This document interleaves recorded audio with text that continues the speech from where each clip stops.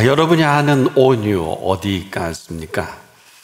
이 사전적 개념을 보니까 온유, 성격, 태도 따위가 온화하고 부드러움 이렇게 기록을 합니다. 이게 전부일까요? 우리의 성격이나 태도가 온화하고 부드럽다. 성경이 말하는 온유는 이렇습니다. 오직 온유한 사람, 그분 보시기에 바로 온유한 것을 말합니다. 이것은 팔복의 세 번째 복이기도 합니다. 마태오 5장 5절을 보면 온유한 자는 복이 있나니 이렇게 말합니다. 그들이 땅을 기업으로 받으리로다. 그들이 땅을 기업으로 받으리로다. 바로 이 그분 앞에서 이 온유한 사람을 통해서 허락하신 복 중에 세 번째 복. 이것은 언제든지 하나님의 이 풍성함 속에 누가 과연 이 풍요로움을 만나느냐 하는 답이기도 합니다. 그러니까 이 온유한 것은 한 채널인데 이를 통해서 하나님의 그 풍성하고도 놀라운 사실들이 만나지는 접점이 바로 온유입니다. 그래서 이 사실로 살아갈 수 있도록 약속까지 하신 사실이거든요. 그래서 우리가 자꾸 뭐 이래야 된다 저래야 된다 하는 것은 우리들이 얘기할 수 있겠지만은 이렇게 약속을 했다, 이건 전혀 다른 얘기입니다. 온유한 자가 땅을 기업으로 받게 하신 이 놀라운 비밀입니다. 그것을 팔복의 세 번째 복으로 언급까지 선언하셨는데, 놀랍게도 시편 기자는 시편 37편 11절에 오직이라는 단어와 함께 온유한 자는 땅을 차지하며 풍부한 화평으로 즐기리로다. 이 사실을 사실대로 살아가는 이 사람이 즐기는 즐김이기도 합니다. 자, 그렇다면 이 온유함이라는 굉장히 중요한 주제가 되는데, 자, 이런 그분 앞에서의 온유함이 온유한 사람으로 나타나게 하시는 그 온유, 태도죠. 또 이런 모습으로 그분 앞에서 만나지는 이 온유함, 엄청난 얘기입니다. 그래서 예수님이 심각하게 마태복음 11장에 이런 표현을 하셨습니다. 나는 마음이 온유하고 겸손하니 나의 멍에를 메고 내게 배우라. 11장 29절이죠. 근데 이렇게 말씀하셨죠. 수고하고 무거운 짐진 자들아 다 내게로 오라. 이건 자신 있는 말씀이거든요. 지금 사실 얼마나 우리 주변에 풍파로 또 우리가 상상할 수 없는 일들로 마음 편할 날이 없지 않겠습니까? 근데 사실 여기에 거의 90% 이상은 내가 만든 어려움이죠. 나는 지금 굉장히 잘하는 줄 알지만은 그렇지 않아요. 한번 점검해 보시기 바랍니다. 자, 우리가 열심히 잘 살지 않으면 열심히 잘 살지 않는 것이 아니라 그렇지 아니한 일들로 지금도 끊임없이 일을 어렵게 만드는 사실을 아십니까? 더 정확히 표현하면 우리가 쓸데없는 일을 아주 너무 자연스럽고 이것도 아주 익숙하게 잘 만듭니다. 그리고 심지어 하나님까지 빙자합니다. 내 생각에. 내 생각을 하나님의 생각으로 이렇다라고 하는 무서운 사람도 있는데, 근데 이 결과를 보면 일파만파예요. 어마어마합니다. 차라리 건드리지는 않았다면 그 정도까지 파산 지경까지 가지 않았을 것인데, 이런 거예요. 탕자의 실체입니다. 탕자가 분명하거든요.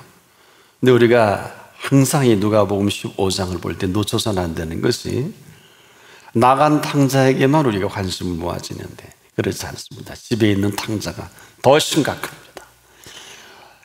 자, 이 나간 탕자만 우리가 보더라도 부자인 아버지의 재산에 엄청난 재산의 1/3을 달라고 하지 않아요? 이 재산이 얼마나 대단한 재산입니까? 아버지가 할 말이 없겠습니까만은 무려 20년 동안 호랑방탕할 만한 엄청난 돈입니다. 근데 아버지는 재산을 보지 않고 아들을 보죠. 이 아들의 생명에 대한 아버지의 마음뿐입니다. 많은 고민은 했을 것입니다. 그러나 아버지의 선택은 간단합니다. 줍니다. 아들과의 재산과 아버지는 안 바꿉니다. 자, 이 오랜 세월 그가 다 이 재산을 협의하고 돌아온다 할지라도 아버지의 마음은 이런 거예요. 아이는 죽었다가 살아났으며 내가 잃었다가 얻었기로, 이렇게 표현합니다. 그리고 이 사실로 우리가 즐거워하고 기뻐하는 것이 마땅하니라. 누가 15장 34절에 아주 분명한 기록을 합니다. 당신께서 마땅하신 그 즐거움과 기쁨의 마음이라는 거예요. 아들이 이 마음을 알까요? 어마어마한 재산을 풍지박산 낸 아들이거든요. 쓸어버린 탕자입니다. 더 말할 수 없는. 그런데 이 탕자가 만일에 그가 주신 그의 사랑과 은혜의 마음으로 온유한 아들이었다면 어떨까요? 자, 이 사람 온유나 겸손을 발견할 수가 없죠. 차라리 아버지 집에 온유한 아들로 있었다고 한다면 어떤 일이 벌어질까요? 아버지의 이 모든 그 기업이 그대로 그 아들에게 땅을 차지할 수 있는 기회 아닙니까? 창기와 먹고 마셔버릴 것이 아니라 그 앞에서 아버지의 사랑이 여전하잖아요. 그 은혜는 말할 것도 없는데 이 온유한 아들로만 살아가기만 해도 그 땅은 그대로 그 아들에게 주어지는 기업입니다. 온유한 자는 복이 있나니 그들이 땅을 기업으로 받을 것이며, 이 땅을 기업으로 받을 땅인 이 땅입니다. 허랑방탕으로 쓸어버릴 것이 아닙니다. 사실 우리가 좀 이렇게 사는 걸 제대로 아는 분이 많지 못해요. 금보다 귀한 시간을 허랑방탕하게, 기회는 다시 오지 않는 것을 그저 시궁창에 내팽개치는 사람, 이런 류의 일의 얘기를 하려 치면 끝도 없을 것 같아요. 한번 깊이 우리가 정리해 보십시다. 이 온유라는 것은 어느 누구에게도 아무리 강조해도 지나치지 않는 것은 여전히 지금도 주신 은총은 살아계신 주신 은총입니다. 이것이 주신 은혜로 내게 와서 이 사실로 살아가는 사람이 많지 못해요. 흔히 우리는 그러죠. 복 받아야 된다. 틀린 건 아니지만 전 동의할 수는 없어요. 그리스도인은 주신 복으로 살아가는 사람입니다. 조건이 있어요. 온유한 사람이어야 합니다. 복을 받아야 하는 것이 아닙니다. 주신 복으로 살아가게 하신 온유한 사람의 실체를 예수님이 팔복 중에 3번째로 언급을 하신 거예요. 이건 심각합니다. 하나는 내가 일생을 수고해서 수고한 거 애쓴 결과로 살아가길 원한다면 그렇게 살 수밖에 없을 거예요. 하지만 하나는 주신 은총으로 준비한 모든 것으로 오늘을 살아간다는 것은 이건 전혀 다른 얘기입니다. 그래서 우리가 위에서 허락하시는 은총, 근데 이것이 내게 주신 은혜로 닿기만 한다면 가장 은혜로운 복이죠. 문제는 이 사실로 오늘을 살아갈 거냐, 그렇지 않을 거냐. 그럼에도 주신 은총의 그 앞에 있는 사람, 은혜가 돼서 그 은총을 우리가 거부하지 않고 주신 은총과 은혜 가운데 오늘 속에 감추어진 약속은 어느 정도일까요? 지금 그래서 우리는 이 성경을 언약의 책이라고 합니다. 전체 그 약속으로 시작과 끝이 있는 약속이면서 시작과 끝을 주도하면서 이 약속은 어제나 오늘에나 영원토록 동일한 약속입니다. 자, 이렇게 우리가 정리하면 심각해집니다. 과연 우리가 이 일을 근거해서 그 약속 가운데 오늘을 살 건지 아니면 자꾸 미루어서 살 것인지, 잠깐 우리가 이 약속의 그 실체를 좀 들여다본다면 이것은 우리가 한 약속은 아니에요. 신이 하신, 우리와 맺어진 언약으로 우리에게 허락하신 이 약속으로 우리는 이것을 주신 은총이다. 그런데 내가 비껴가면 아무것도 아니다. 내가 만나면 이런 은혜 가운데 살아가게 하신 은총입니다. 만일 이 사실을 외면했다, 답이 없어요. 자, 그런데 이 답이 없는 이 사실의 실제 주범이 누구냐? 교만한 마음이. 눈치도 못 채요. 다 이유가 있어요. 이래서 거부하고 저래서 거부하고 그대로 거역이 되고 그대로 불순종이 되겠죠. 자, 이렇게 주신 모든 것들이 모든 것이 되게 하는 그 사실이 온유라고 하면, 사실 오늘도 저나 여러분은 로또 복권 앞에 앉아 있을 게 아니라 이런 행운의 자리에 앉아 있어야 합니다. 왜 행운이냐? 지나가면 불행한 사람이에요. 만나주면 엄청난 인생의 행복한 시간이 시작이 되는 것입니다. 아직 아니라고 하면 심혈을 기울여서, 때로는 밤이 맞도록이라도, 죄송한데 식음을 좀 빼고서라도 이것은 반드시 묻고 답을 얻어야 할 주제다. 이 최애낼, 이것이 온유거든요. 근데 우리는 전혀 온유하지 않아요. 사전적 개념으로서 그것은 답이 없습니다. 그런데요, 이런 최애넬로 주어지는 이 실체는 지극히 당연한 것이고 당연하게 여겨주신 이 은총이면서 이 당연한 은총으로 살아가는 이 실체를 그분이 매우 기뻐하십니다. 이 사실을 믿음이 없이는 기쁘시게 못하는 이 얘기예요. 믿음이 없이는 기쁘시게 못하나니, 모르고 일평생을 살아갈 수밖에 없어요. 이 모르는 헤매임이 아마 우리들의 수고와 무거운 짐이 아니냐. 해아래 어느 곳에서도 해결해 주지 않아요. 죽을 병을 누가 고칠 수 있어요? 탕자의 병을 누가 고쳐요? 오해와 곡해로 사는 이 어리석음과 딱한 일은 어처구니가 없어요. 여러분, 인생의 수고와 무거운 짐을 저도 잘 몰라요. 제가 수십 년이 넘게도 잘 모르겠는데, 그분은 단숨에 그냥 한 분 한 분마다 이 78억의 모든 수고와 무거운 짐을 다 파악하셨어요. 다 내게 오라 하신 것입니다. 얼마나 놀라워요. 이것이 어떤 것인지 알지 못하면 인생은 아무것도 아니에요. 그래서 나를 떠나서는 너희가 아무것도 할 수 없습니다. 재앙이죠.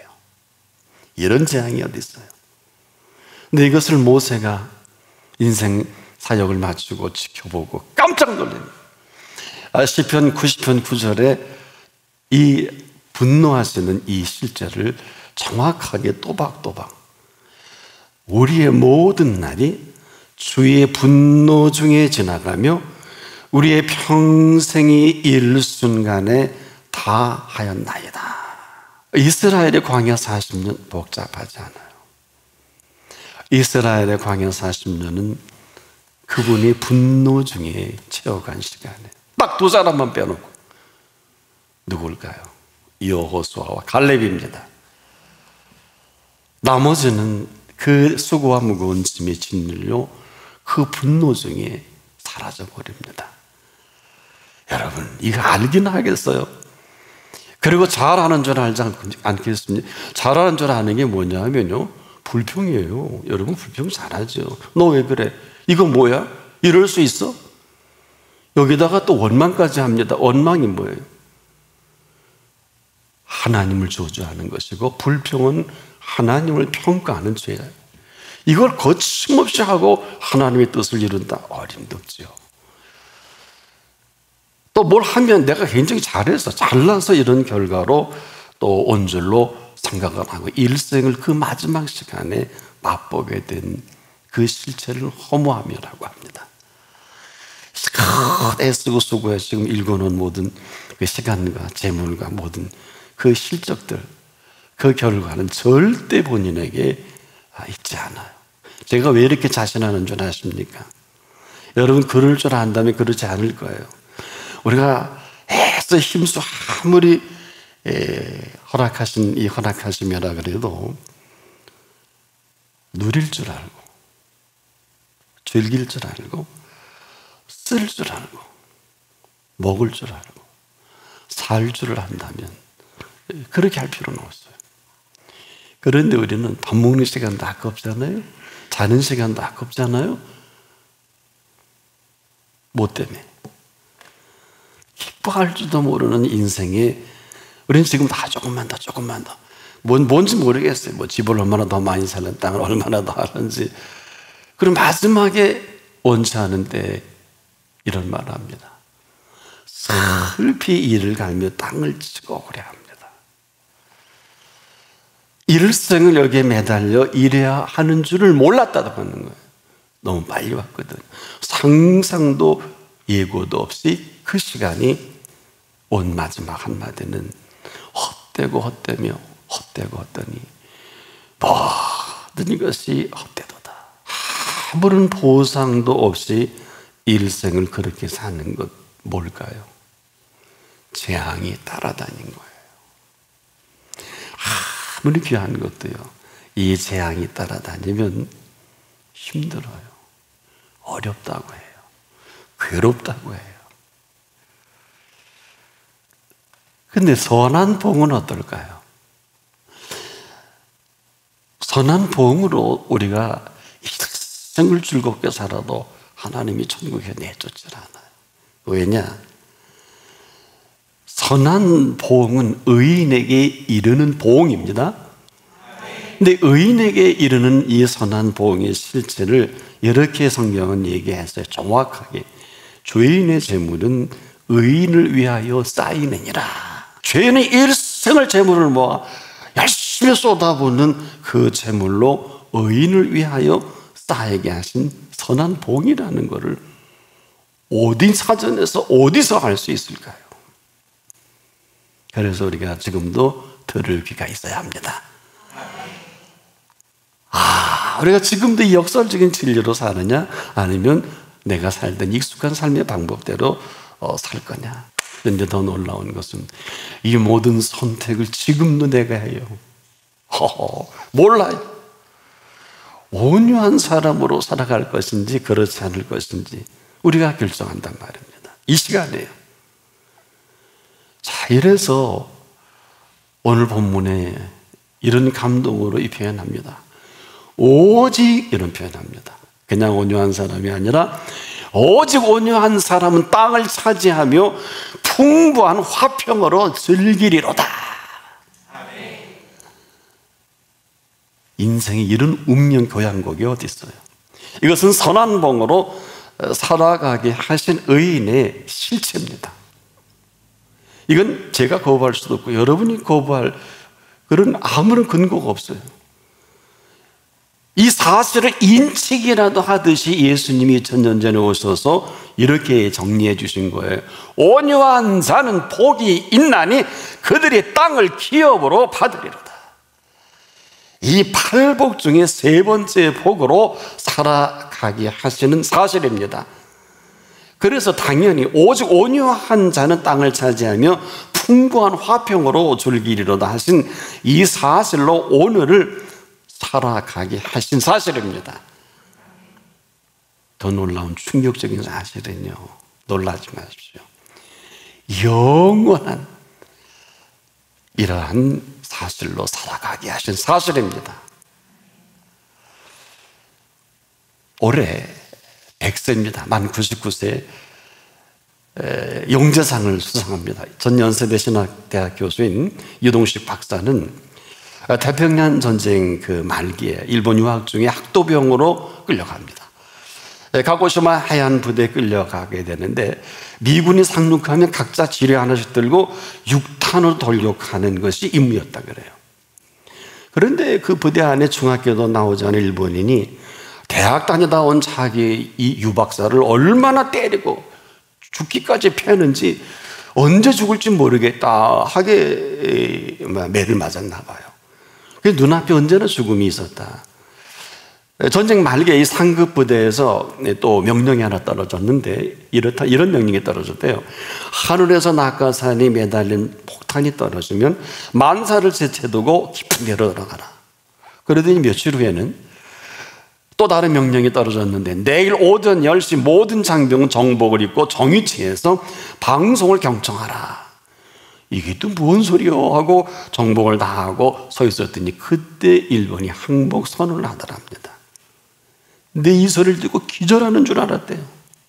상상을 못했으니까. 이젠 평생을 걸음통지고 살아도 감사하다. 그때 그런 생각을 하면서 신학자답게 이 팩트를 내 인생이 원체험이다. 8.15 해방이 원체험이라고 이런 스스로의 놀라운 고백을 합니다. 그러면서 이런 말을 해요. 예수 믿고 구원받는다는 게 바로 이런 것이로구나.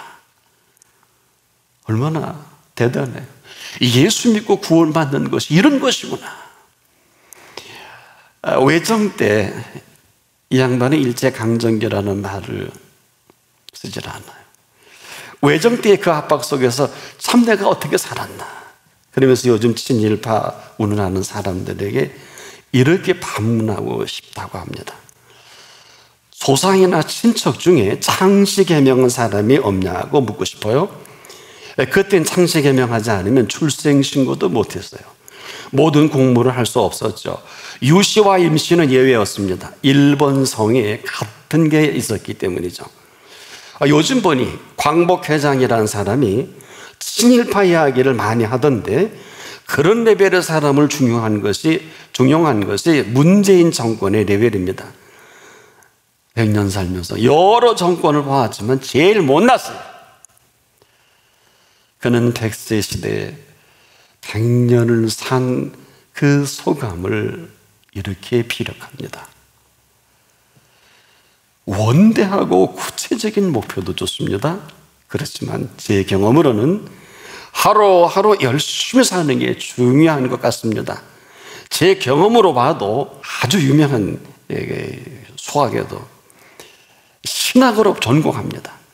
그래서 내가 신학으로 전공한 것도 태평양 전쟁에서 살아온 것도 조부모 부모님 모두 환갑 지나고 돌아가셨는데 저는 지금 100살까지 살아있는 것도 예수 믿고 구원받는 것이 이런 삶이구나. 너무 좋아하는 거예요.